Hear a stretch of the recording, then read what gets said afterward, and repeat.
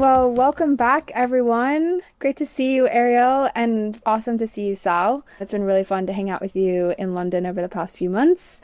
Thank you for joining us on this next episode of the Actually Useful podcast, where we talk about ways to be actually useful while building technology and other products for human beings. So let's get started with my favorite section. What's going on in the realm of the tech news? You got anything? Yes, unfortunately, there are more enshittification headlines happening out there. So this one I think isn't going to be a surprise to anyone, but I realized we haven't talked about it yet, which is Delta's personalized pricing, quote unquote. So anyone who hasn't heard this yet, Delta is now going to be giving everyone their own pricing algorithm, which essentially means that if you have a death in the family, they're going to figure it out and they'll charge you an arm and a leg for a flight to be able to get there, which is just so predatory. It reminds me of the Kroger auto prices at the grocery store of pigeonholing people who seem to be either more affluent or more desperate and charging them more money for it. People are literally suggesting keeping a burner phone for booking your flights so that they can't track back to any type of social activity or what's in your email address. And we don't know what data they're actually using to seed this information. I think even Lena Khan was oh yeah, they can search your, Lena Khan's the head of the FTC, and she was they can search your email, they can see if there's an invitation to a funeral in there and then jack up the price accordingly. And unfortunately, I'm a Delta girly, but I don't know what to do with this information at this point. So it's pretty gross. So speaking of booking flights and speaking of new technology, OpenAI has rolled out their ChatGPT agent. So I actually tried it out this past weekend when I was booking my travel back to see if it would. I had quite a complicated journey. I was trying to go London to south of France to Italy back home to LA. This is AJ's life, everybody. This is what AJ does all the time. No. Let's not create that narrative. I'm seeing friends. And saving money, actually, because I'm just staying with friends rather than paying rent in LA at the moment. And if you're listening to this and you have a room that I can rent in LA, let me know, because I need to come home. But that was the only thing going on in my mind was, okay, the presence of using an agent, how is this going to affect whether the types of prices that it shows me? My conclusion is that agent is not ready yet. Basically, all these sites demanded that I manually intervene and do all the reCAPTCHA puzzles. So there wasn't actually any conclusion I could draw from this experiment. But it was a fun thing to do, and also really scary to think about what happens when everything is agent-based and that agent knows so much that therefore can say, well, they're probably going to be willing to spend an extra $200 on this flight because, they've got a wedding or a baby shower or a death, as you were saying, and these very personal details that we used to be able to fudge to customer service. Please give me that last seat. And now they're well, we know that's not true. Yeah, and I mean, people are saying, I think some people, are commenting, well, pricing has always been personalized for flights. I feel a lot of people know that there was a whole thing of Tuesdays are historically the cheapest day to fly. And if you search in your browser for the same flight multiple times, you'll notice that they start hiking up the price because they know you want to fly there. But I feel this is a whole different level of surveillance to try to really target people based on their desperation a lot of the time. And so it's very troubling, honestly. And then there's other news. So this one is kind of funny, actually, and I guess maybe positive, but also gross. So WeTransfer, a file sharing company that a lot of creatives use, they had to recently walk back a clause that they had injected into their updated terms and conditions. On July 2nd, they updated their terms and conditions to basically say that they could use anything you put in their file sharing, any file you shared via WeTransfer, they could use it to train AI models. People immediately clocked it and then went haywire of here's all the competitors you should be using that aren't WeTransfer. And then they walked it back and they're it's so typical. Their response was, we removed it because it created some confusion amongst our users. And it's was the confusion that you thought we weren't actually going to be paying attention? Is that the confusion? So it seems like you're safe for now, but it definitely, like, this is one of those stories that keeps happening of all these companies trying to inject this language into their TNCs. So Yeah, and if you're sharing files, music files, then use Disco, obviously. yes, use Disco. Yeah, exactly. Yeah. Yeah, I've started, like, I feel like I'm reading. There was like a whole period of my life where I never read terms and conditions. And unfortunately, this is the era where I am reading terms and conditions. And let me tell you, it is not a fun time. It's just they're so dense, but I'm on the lookout and have a little file of like keywords to control F4 just to make sure that the TNCs I are wonder fine, who clocked that and whether they actually just put the terms and conditions into AI and AI snitched on AI. Yeah, I mean that's the thing. Like people that I work with, you like one of the first use cases that I felt like a lot of my colleagues were using ChatGPT for was to like look through contracts and basically be like, this is so long, it's so dense.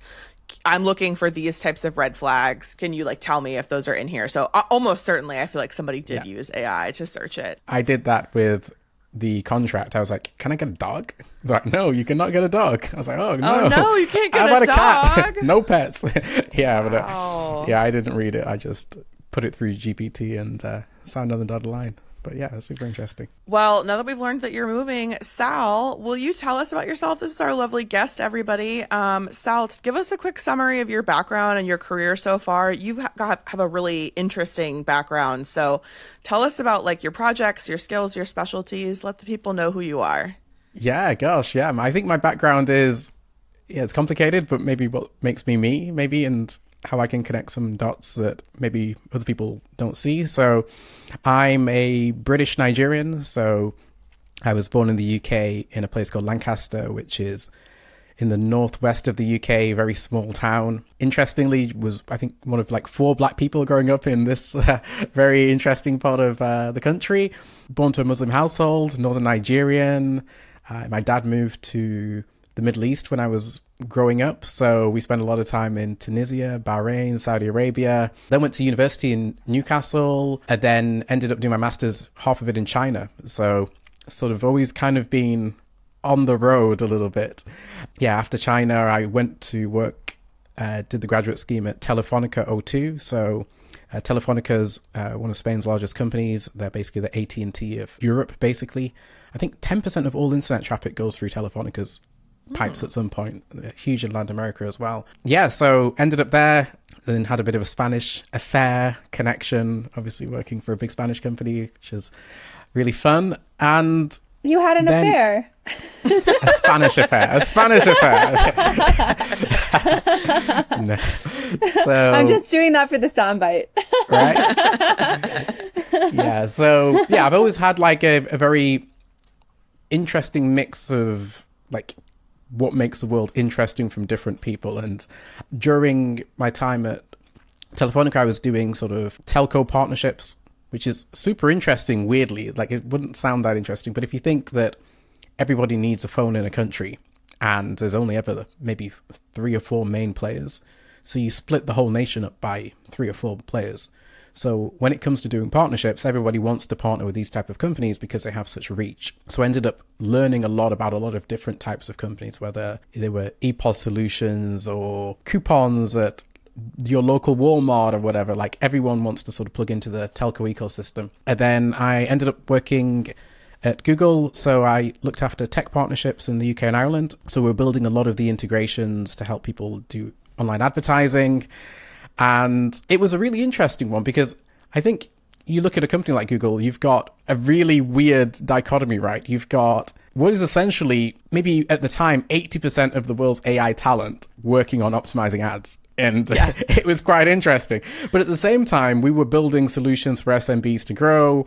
Obviously, Google Maps transformed the world in very positive ways, Gmail, etc. So there was this weird aspect of the sort of the two. It's like, what? Am I wasting my time? And then at the other time, you were like, oh no, this is actually also changing the world. And some quantum computing and things. So it was quite an interesting time. And then, kind of went into the route of entrepreneurship. I said, why don't I help other startups launch partnerships? So we built a partnership company out of that. And then our latest project is a company called LangSync. So we're sort of plugged into the AI environment now, basically from a bystander's point of view, which is AI is going to disrupt so many different businesses. How can we be around to support and help people navigate and make transitions? So we don't build AI technology, we learn how to use it and help businesses basically survive and thrive. So that's kind of what we're up to on that side. And then I've got my DOGO t-shirt on today. Mm-hmm. So DOGO is a healthcare charity that we run, and it delivers free healthcare to people that can't afford to pay for treatments, currently in Nigeria and Uganda. But basically we take digital donations and then we turn them into traceable free healthcare that a user can see where the donation went down to the penny in a trusted, secure way. So we've been sort of scaling that out and building a bunch of innovations to sort of help charities fundraise in different ways as well on top of that, which I'm happy to talk about. Yeah, that's awesome. That's why we wanted to talk to you, because I feel like, you have such a colorful background and such a unique perspective on some of the challenges that products are facing, that tech products are facing. And he didn't mention some other things that I'm just going to pop in with. Basically, if you find yourself in London and you want a human GPT when it comes to the tech space, founders, different entrepreneurs, Sal is that guy. So honestly, I think you should change your LangSync. It should just be LangSal. LangSal, I definitely do. Definitely would know what that. But for real, I recently, when I was in London, I went to a talk that he was hosting where he's bringing different founders together, similar to this podcast. But yeah, in a friendly environment where folks met each other. I met some amazing people there. And anywhere Sal is, I know there's going to be really smart founders around. So yeah, just wanted to mention that. No, thank you. Yeah. So I look after the ex-Google and DeepMind network for Europe, Middle East and Africa. So anybody who leaves, so a lot of these foundation model builders, people that built the transformer architecture, we try and help them get funded, try and figure out what support they need, but also figure out how do we pull the resources of these people that have done very well and give back to local communities, do engagement programs, and a whole range of other activities from there as well.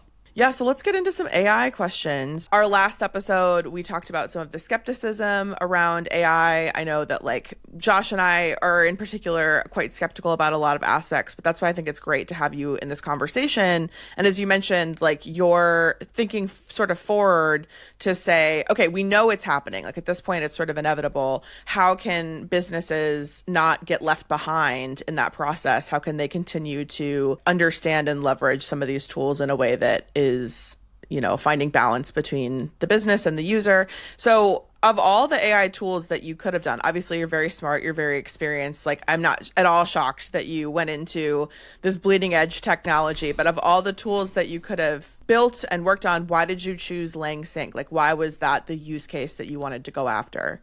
It was weirdly a perfect storm of things coming together. And I didn't look at it from an AI point of view. I looked at it from a survival point of view, right?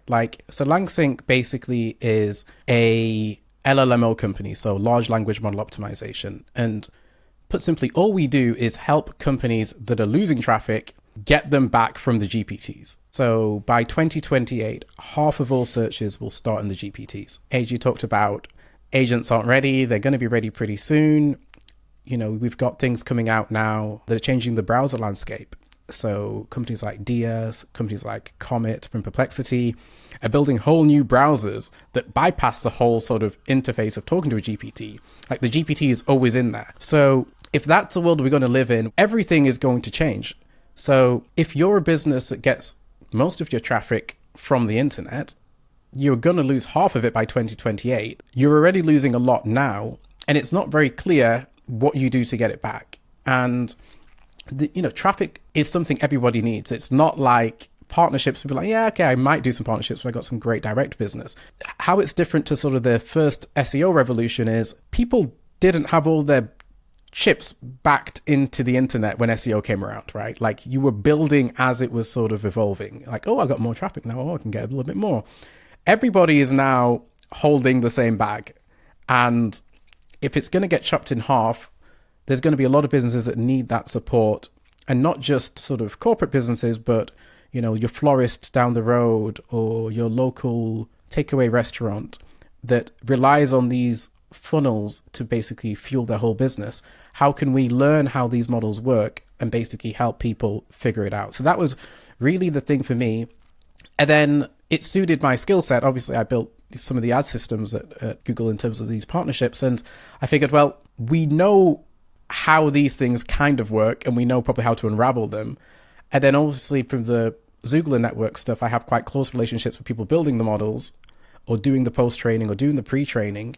And then I also have, through the network, access to other talent to come in and help us tool and build stuff out. So I was kind of like, oh, this is going to be huge. It's a socially good thing to build because everybody needs it and everybody needs to understand it, which is also why we build LLMO London, which is basically like an event where people can come and learn about it for free and just hear from these people.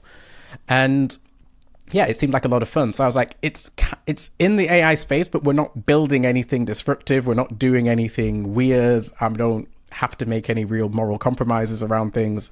So yeah, that was kind of the complete picture around just going full in on it. That's so awesome. And I think you're right in like you're perfectly positioned through all of your experience up to now to be doing what you're doing. I'm wondering, because you brought up, the roadside Thai takeout business, and then there's also these massive companies listed on your website. How are you thinking about the pricing of what you're offering and the different offerings for small mom and pop shops versus, bigger companies that might want an edge as well?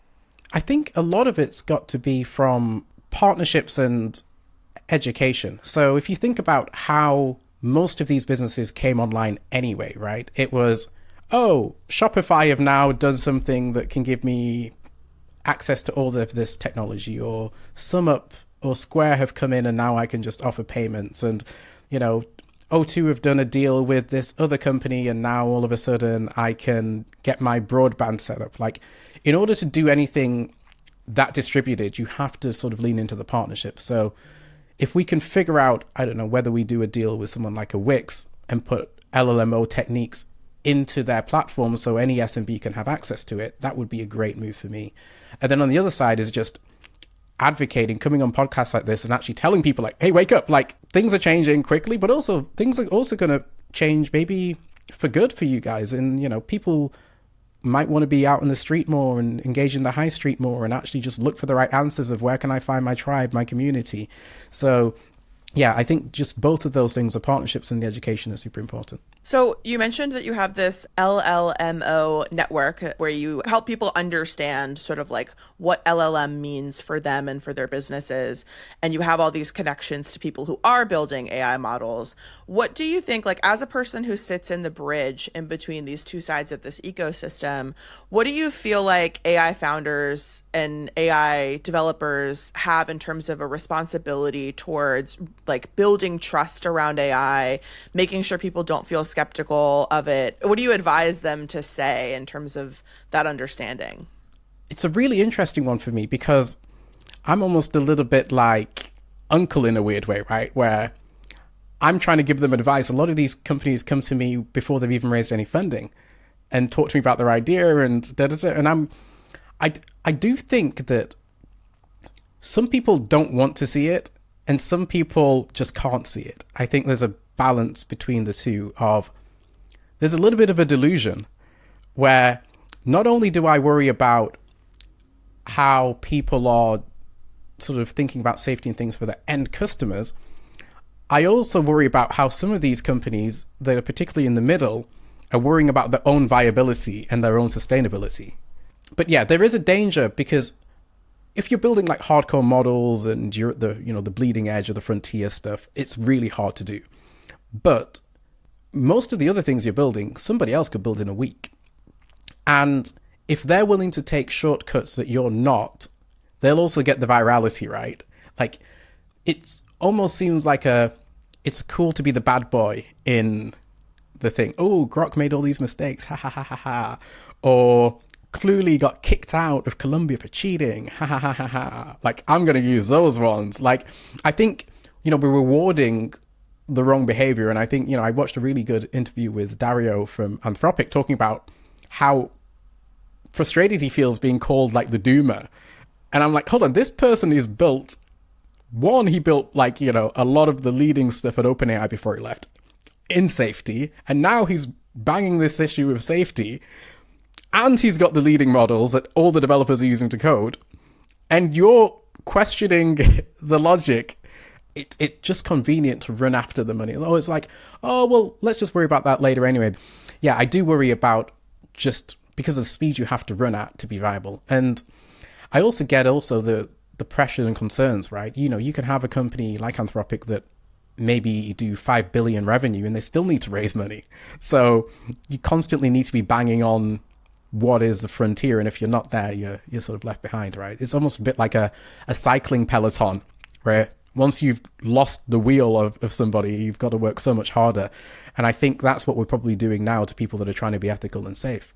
As you mentioned, a lot of these companies are in this sort of like race to be first, which I have some concerns around. Like, if you are really making something that's super useful, why is it important to be first? Like, that's a thing we've talked about before on this show.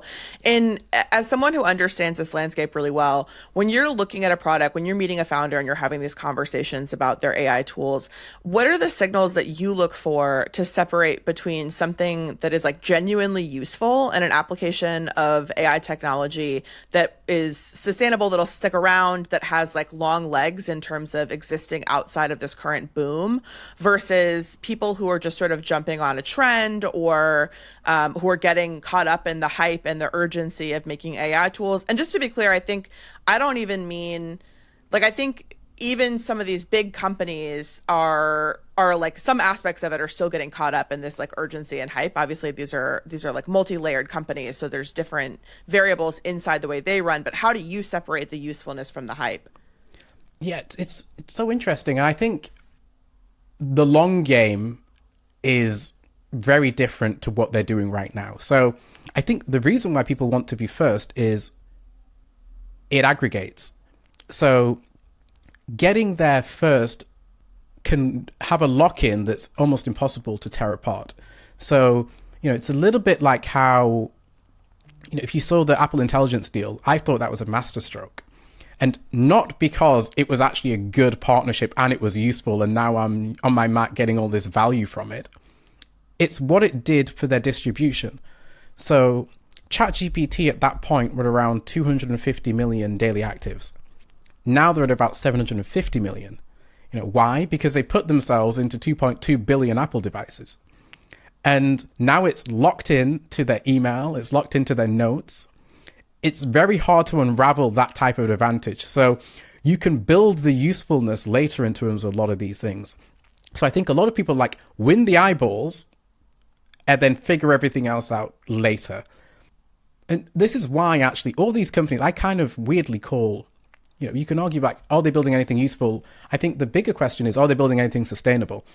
Yeah. You know, I would argue that everything, like, it's all fake, basically. It's kind of the news I would sort of bang home, which is, yes, there's a few things like in the medical situation or, you know, highly specialized verticals, but really all you're doing is doing things at the compute layer. You know, this is a story of compute and energy, like two things. That's why the US is racing to build infrastructure now. It's racing to build these data centers. It's racing to build the energy for it. And the companies that will win that are the companies that own those. You've got Google with their massive data centers. You've got Meta with their massive data centers. You've got Amazon. You've got Microsoft.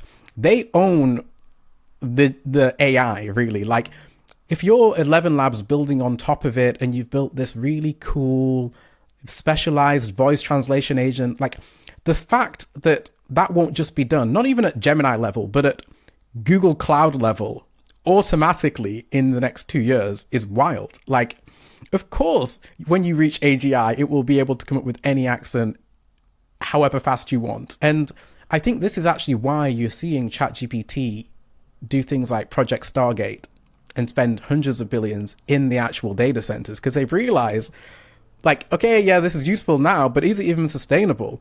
And I think this is also why people underestimate Amazon and the play that they'll make is, you know, all of this really comes down to the compute and the energy, and which then, you know, has a different thing about, you know, we're spending all this energy and resources on things that might not be that useful, which is a different conversation. But I think that's how I look at the wider industry and maybe how things will change. Going back to LangSync, I worked in SEO for most of my career, and I know how easy it has been at different stages in search algorithms, how easy it's been to sort of like game the system. I think a lot of SEO is gaming the system. I say this all the time, like SEO, essentially like optimizing for search engines, is basically like praying to a god that you know doesn't exist. You know, like it's constantly trying to figure out how to like cheat the system to get that ranking, because it's just like any of these GPT tools are going to be, businesses live and die on how users can find them. And so I'm curious with LangSync, now that you're in this position to be able to like be right at the beginning of how companies are going to be using AI, how they should be using AI, do you have any like lines that you've drawn on how you do and do not want to use it? Are there gimmicks that you're not willing to do? Obviously, like, you probably wouldn't call them gimmicks, but are there things that you're not willing to do because it just doesn't fit the virtue of the product? You know, it's an interesting one. So, yeah, like it's a little bit, you know, a bankers and robbers sort of thing, isn't it? Where the SEO people are always trying to be the one step ahead of the bankers trying to secure the system, right? And yeah, LMO is exactly the same. I think we wouldn't do anything that is disparaging to another brand inauthentically. So for instance, like, you know, I could in theory figure out that, oh, okay, you know, Google has a deal with Reddit, so it's pulling all this Reddit data. So let me just go and write a bunch of trash about my competitors for, 48 hours straight, and hopefully that gets fed into the model and then it does them damage or whatever. Like, I think anything like that could feasibly be done, maybe, like, I wouldn't engage in that sort of stuff. I'd keep it quite clean.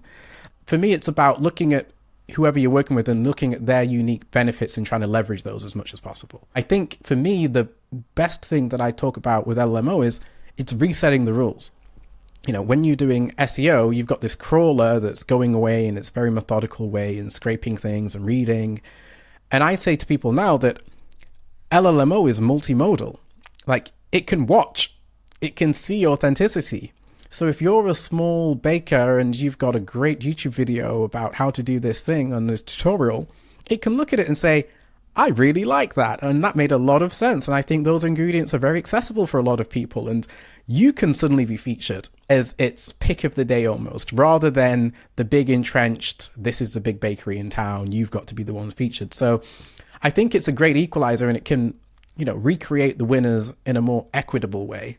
But yeah, in terms of like staying away from things, I think there'd be two things I'd be worried about. One is that issue of tarnishing someone's reputation unnecessarily or unwarrantingly. And then the second would be, you might be able to get like a 1% increase in something, but you might also know that it might cause X amount of energy waste, or you might be doing X, Y, Z. So I'd probably take another think around that as well and be like, yeah, maybe not. Yeah, that's a good way to think about it, that like part of the cost, I mean, all businesses do sort of a cost benefit analysis for their features, but it's interesting that and admirable that you're also factoring in like, okay, if the lift in results is not worth all the energy usage it's going to take to try to do this, then maybe it's not the best for us. So I really admire that. Well, I think I saw Sam Altman telling people to stop saying thank you to ChatGPT. I know. We actually talked about this on another episode because we were like weighing the pros and cons. We were like, on the one hand, it kind of feels good to like make them pay more money, but on the other hand, like, yeah, you're using energy resources to do that. Because I definitely am like very polite anytime I speak to an AI agent. I'm wondering if you have any competitors, and I'm also envisioning a future where there's just all of these layers of optimization where it's like this person's robot versus this and who has the higher compute. And I guess how you think about that with respect to your competitors and how you're kind of future-proofing your business in case, for the next, whatever the next thing is. We've got like two sets of competitors, and they're companies like us that came from sort of the tech space and are trying to do this. And then there are companies that are existing SEO companies that have a lot of capabilities that want to come and do this. We created LMO London for everybody. We want everyone to come on board because like it's not a zero-sum game. There's a lot of companies to go and serve, and actually, there's only a few we can work with. So, Why? Can you say more about that? There's only a few you can work with. Yeah, because a lot of this is still quite hand-to-hand combat style, right? You've got to sit down, do meetings with people, figure out the strategy, figure out what type of video content they can create in order to maximize things, figure out what digital PR they can do and what campaigns to run. Like, it's a semi-person heavy business. And actually, like, that was a feature of the business. I think a lot of these businesses that exist software only are in for an interesting time, right? Because two things happen. Like, we can sit on Lovable and just look at what somebody's built and spin something up pretty quickly. And then the other is the margins get competed away in a world where things can just be built really quickly, right? And yeah, you want to have a business. I try and infuse everyone. You want to make your business half tech, half people. So, a lot of these people are building these AI agent businesses, but then Google just release their own flow of agents and just wipe you out, right? So at least you can say, no, we're also a trusted growth advisor to this business. We understand their flows. We understand how everything goes. Not just the next MCP update just takes up everything that we've built. And you see it time and time again. People build these complicated things and you can just ask N8N for it and it will just build you the flow. So, why would you keep getting paid month on month in that world? And I think that's what you kind of got to watch out for. Incredible. Well, I feel like I want to sign up for LangSync ASAP. But I really want to turn boost podcast too. Ooh. Yeah, there you go. Okay. But I really want to turn to one of the things that I'm most inspired by when it comes to your work, and that's your history of always thinking about how do we utilize technologies for developing areas, for people who don't have access to technology, for really critical issues in relation to health, homelessness, access to basic necessities. And if it's possible, just for Ariel and for our listeners, can you give a little bit of a history of the various altruistic endeavors you've done and leading up to what is now, is it DOGO or DOGO? DOGO. DOGO. Yeah. DOGO. You have a bit of an accent, so sometimes you say DOGO. DOGO. So funny story. Yes. DOGO is actually my grandfather's name. Oh, amazing. So yeah, he died when I was quite young, but so I was shipped to Nigeria at 6 months to live with my grandparents till I was 2.5. So he was a big factor in my life growing up. So yeah. This one's for you, DOGO. Shout out, Mr. DOGO. Also means tall, which I am not, even though I might look tall on camera. So anyway, so yeah, definitely. So when I was sort of at O2 / moving to Google, I built a homeless platform. So there was a massive shift happening where we were moving to card and people were no longer giving to homeless people. It happened way earlier in the UK than it did in the US. And I was like, oh crap. And it turned out that $500 million each year was not getting donated because of that switch. I was like, well, surely there's a way to do that and we can figure that out. And there wasn't. And someone was like, why don't you build it? So we ended up building this platform called Connected Homeless. And it basically took a donation that you could make via your phone and it turned it into a digital coin that a homeless person could then use in a particular shop, and they could buy whatever they want. But the caveat was that any items over 18 were prohibited, so it would reject it. So if you went to, I don't know, you went to Starbucks, for instance, and you wanted to buy a coffee for £1.52, it would just take 152 coins. So it was this trustless system that we built that basically could turn anything, and then we could track it. You could send good news messages, and then we built a directory so they could find different services and things. So that was kind of like my first run into entrepreneurship, actually, where I had to figure out how to build an app, had to get a developer, had to do the designs, had to do all the integrations. We had to set up a registered charity. So that was kind of the sort of the genesis. And then during COVID, there was so I have a Northern Nigerian Hausa teacher, and I was like, oh, how's COVID? He's like, oh, we don't talk about it anymore. I was like, huh? He's like, yeah, it's cholera now. I was like, what do you mean? He goes, well, people are dying of cholera here. I was like, how? I didn't really know what it was. And he goes, well, the street behind me, a 9-year-old girl died just last week. I said, well, what happened? He said, well, no one could afford the medicine. He was looking at me like I'm crazy. I was looking at him like he's crazy. I said, how much is the medicine? He goes, £3 to £5.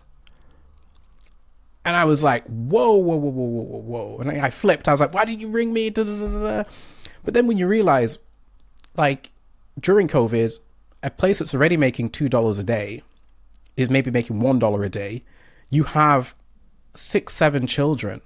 If one of them gets a $10 bill, it's a death sentence. And I didn't really think about that. And me being Nigerian, it really hit me hard. Like, whoa, whoa, whoa, whoa, whoa, whoa. I said, hold on a minute. I said, next time this happens in your local area, let's find a hospital to work with. And I'll create a simple form. You just talk to me and we'll figure this out. And we used the Connected Homeless platform and duplicated it for DOGO. So the Connected Homeless platform spits out a unique ID number when you register. So what happens now with DOGO is we have these stands in rural areas all over the country, and a critically ill patient would come. So a 3-month-old baby would come with their parent, and they'd say, hey, this child has cholera. And then we'd say, okay, sign them up to the platform. It generates a unique ID number for them. They take that to a local hospital that we've partnered with. The hospital has an app that we've built, enters the details, treats the patient, and then the patient walks out. And then we're able to use all the details that we get, that gets submitted to our platform. We use a donation that the donors have made via our donor app, and then that clears the payment and we pay directly to the hospital. So there's no cash, there's no issues of where it went to, everything is fully tracked. And at the end of the month, you get a card for the person that you helped, and you can understand a little bit about their life. You can understand how your money was used.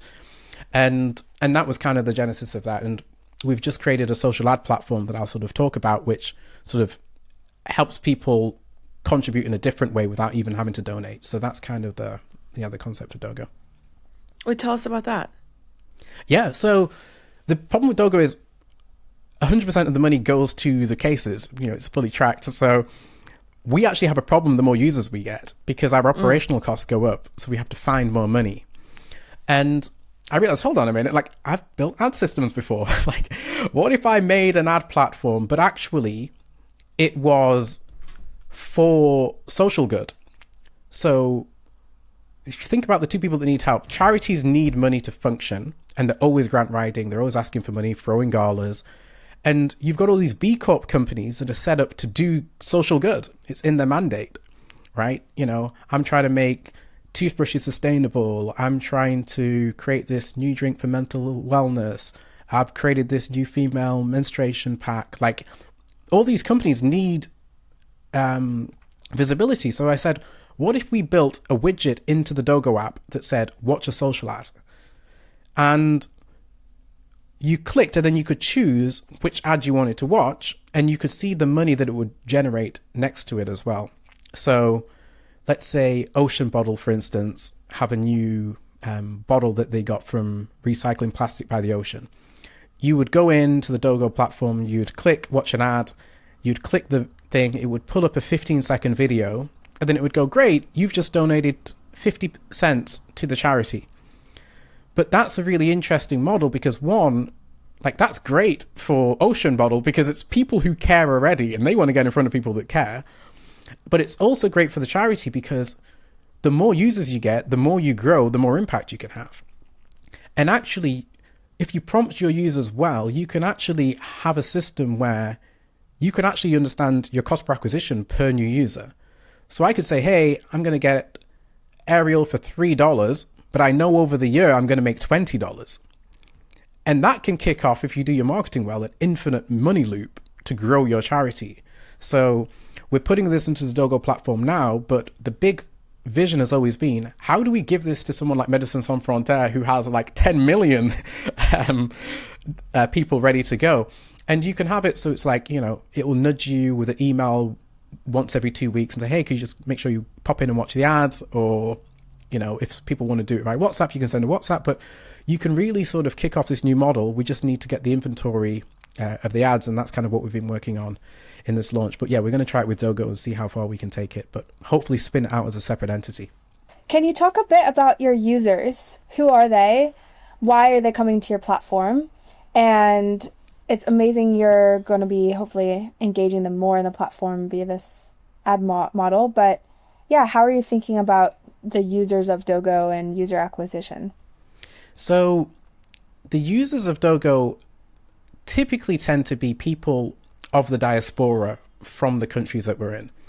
So Nigerian diaspora is huge. I think about 55 million. The largest Nigerian diaspora is in the US, and then it's in the UK. So we do a lot to target diasporas, and we'll do a lot of sort of automated outreach. Obviously, because of the partnership stuff, we're good at doing like automated outreach and sort of figuring out where people are from. So for instance, we did a LinkedIn scrape to say that if anyone has any of these 3 languages in their profile, move them into this bucket. So like you can do some clever stuff there. So yeah, we try and talk to people and say, hey, look, we're just like you. We just want to solve the problems that you know, because they've been to the rural areas. They've gone home to the villages. They know that, yeah, like you're lucky if your local village has a hospital, let alone if, you can, afford to use it. So that's kind of the first one. And then the second is people that we engage in the environment. So I should have grabbed it actually, but we have a Apple Vision Pro experience that we built. We had a very generous donor in the US,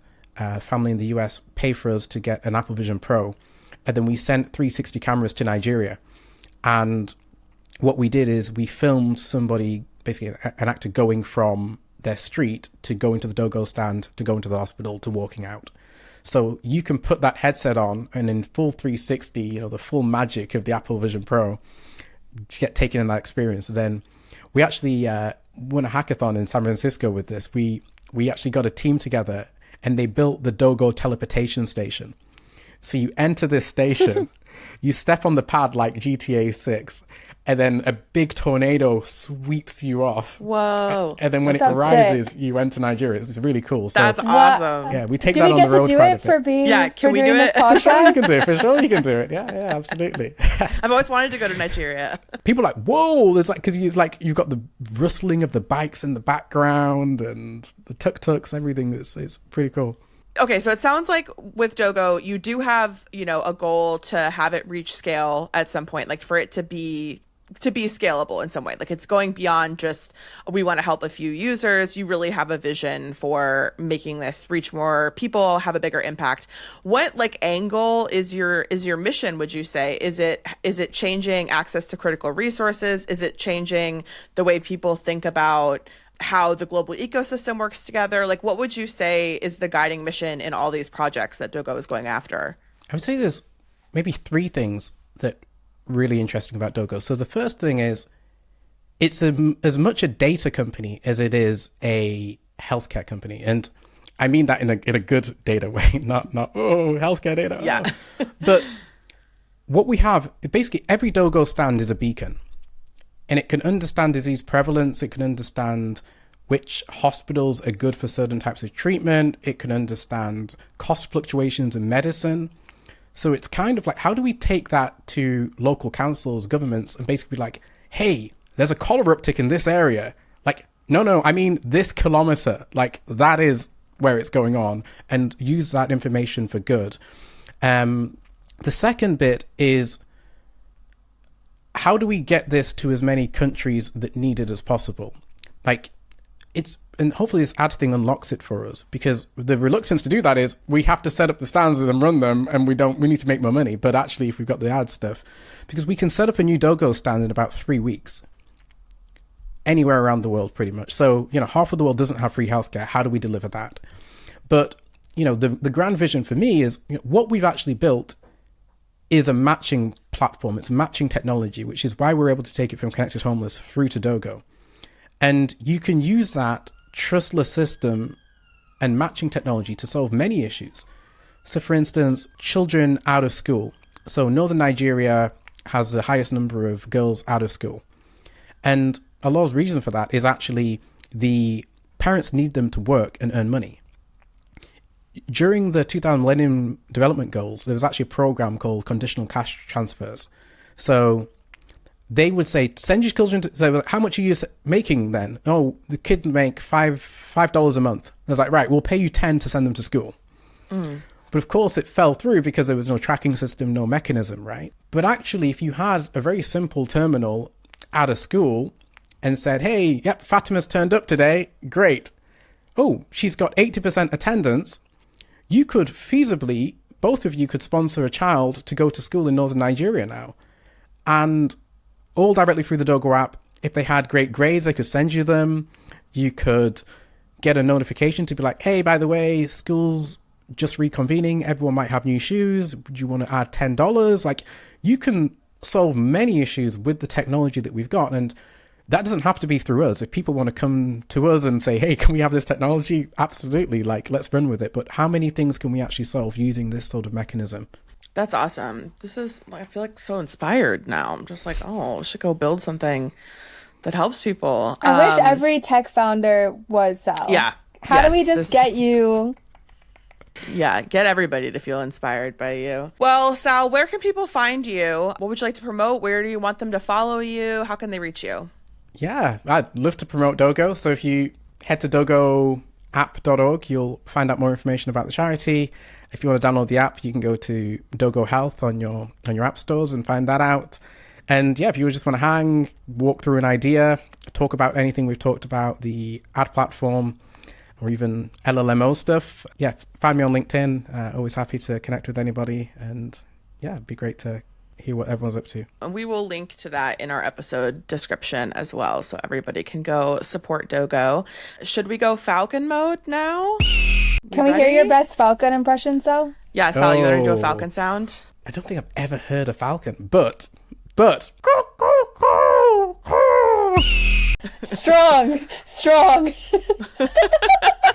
Really took the chorus to a new level. Yeah, anyway. It was something. It was some bird.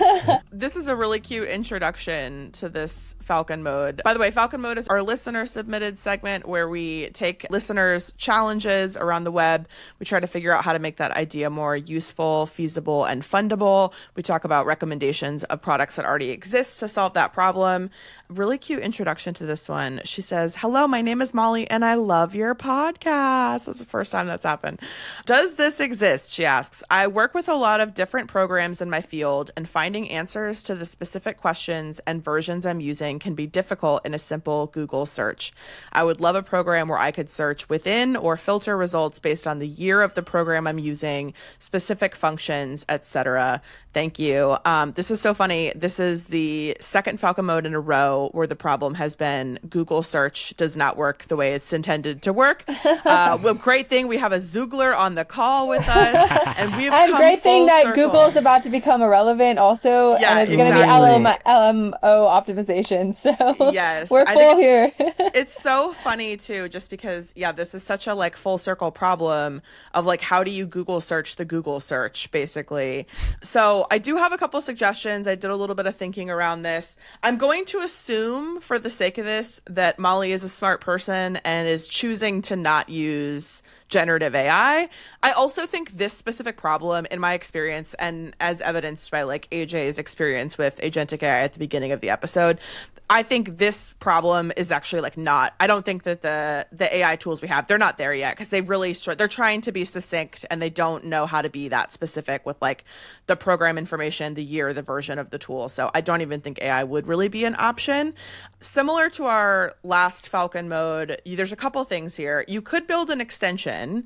You would run into the same issues of like, you'd have to scrape Google's results, which you could do the snippet and try to match it against keywords. I really doubt that the snippets that are in Google search results are going to have the keywords that Molly is looking for, because they're probably not going to have in the like limited 100 characters of text that are in the snippet. Like, it's not going to say Pixelmator version 2.5 or whatever it is, right? So you really would want something that like scrapes the results that come. You want to scrape the pages of the results that come back from the Google search. And that, I think it's like theoretically possible, but it's really hard to do because pages do not like bots scraping them. A lot of servers will block it. I don't know if anyone else has experienced this, but just in the last year, I feel like I'm seeing so many more of those Cloudflare verifications where like I go to a website and Cloudflare is like, we have to verify that you're human. So like that would be an example of a block to this.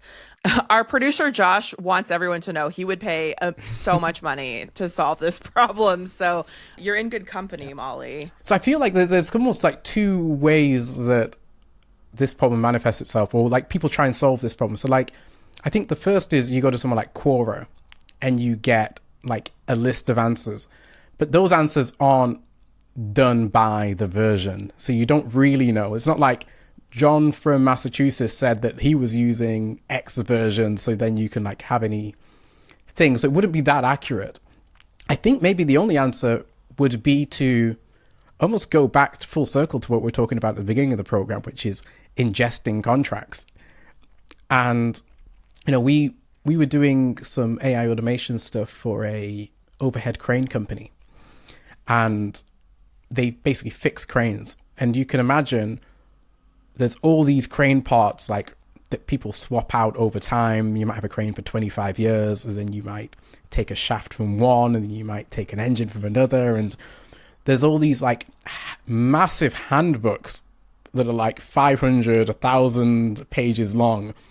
And actually, probably the answer is to feed that to some sort of LLM. So every version of Adobe, I imagine, comes with some sort of instruction guide of how it works, where things are. And you just need to find that repository and feed it to, you know, and it will depend on what industry. So I don't think you could build like a big Google-sized front door for this sort of thing. You'd have to do it per sort of issue. But is it in the legal terms and conditions? Is it in the release document that comes out? Is it maybe from screenshots that are taken? You know, you never know. So yeah, but it's almost like some sort of repository. We almost want to start categorizing that stuff now. I don't know if you ever used, is it Wayback Machine? Oh yeah, we've plugged that before on our show too. Yeah, it's almost like if Wayback Machine was collecting way more data and actually like paying attention to where things sit and what release versions each were, then you just plug all that in. But yeah, I think trying to find a big repository of that data and at least getting halfway could be interesting. Yeah, I think that's a great answer, especially for really complex products. For simpler products, like I'll just plug what we do is twice a week we have we call it School of Disco. We have a person online. You can go and just have a human being look at what it is that you're doing, ask questions, and I feel like then it also builds community around your software. Another example is the software Ableton. They have really awesome community forums and people that are obsessed with being what's called Ableton certified trainers, and they've built a whole culture around that and then getting to pay people to be experts in that. So I think that's another angle here, is how to empower platforms and tech companies to ramp up their education and their human education resources, and then create community around it. Yeah, if there's like a Discord community. I do love that AJ's theme for Falcon Mode is that the answer is to ask a human person. I think that's like very on brand. I love it. It's sales advice, you know, like 50% of your business, because people still want that. And then you end up learning something really cool. You're like, oh, you do it that way in the software. I do it this way. Oh, I didn't realize that it could be, there's this other way of doing something. Because you don't want to spend 2 hours trying to like ask, get to the root of what it is you're trying to ask. It would be better to just like work it out on the screen or in person. Yeah, I will say I tried to look up, there actually are a number of extensions that like purportedly do this. I don't know how good they are because most of them get blocked in the Chrome store. So like they exist in the Chrome store, they're still an artifact. They have reviews. At some point they existed, but now there's a flag that says that Google blocked it because I think their language is they don't follow best extension practices, which Cory Doctorow would call felony contempt of business model, which is a really banger phrase. But there are some tools out there. I'll also just plug Kagi, Kagi. We'll link that as well. It's a search engine, and it has like an AI tool. It has like a ChatGPT competitor, but Kagi is a paid search engine, so it's either like $5 or $10 a month, and there's no ads, and there's no incentive. There's no like partnership incentive to rank certain websites higher than the other. It's just user supported, so they have sort of the ability to make it more accurate. They also have a feature that I think is really related to this, which is that you can search with this tool. They have like a lens filter, so you can say that you're looking for like an academic question, you're looking for news, like they can sort of pinpoint like what area of the internet you're trying to look in. Now they don't have, like at this time, one of the lenses is not, software documentation. They have like, I think you can search Kagi documentation, but not for this use case. I think if you built that, a lot of companies would pay you a lot of money, even to do their own customer support. Yeah, I do think forums ends up being the answer for a lot of these problems, especially when you have forums, customer support, whatever. Talking to a human is like honestly probably the best answer here. But it is funny. I mean, Google results, I think we all are experiencing this. Like they are getting so bad. And I'm currently looking up a bunch of zoo stuff. I'm like writing a book about a zoo. And I know it's going to be really fun. Wait. Actually, you need to talk to Sal, because another thing is he's friends with zoologists. No way! When I first got to London last year, my second day in town, he's like, "Do you want to go to the zoo?" And I was like, "Sure." But it wasn't just anything. It was an after hours at the zoo with the zoologist. With the zoologist, we got to we fed wild dogs. I got to pet a tortoise. It was the coolest night of my life, I think. Sal, we have to talk after this recording, but the Galapagos tortoise fell for AJ. Oh yeah, we did fall deeply in love. That's amazing. I'm so jealous. But yeah, when I search zoo stuff, a lot of the time the first Google search result is like, it's a Reddit forum.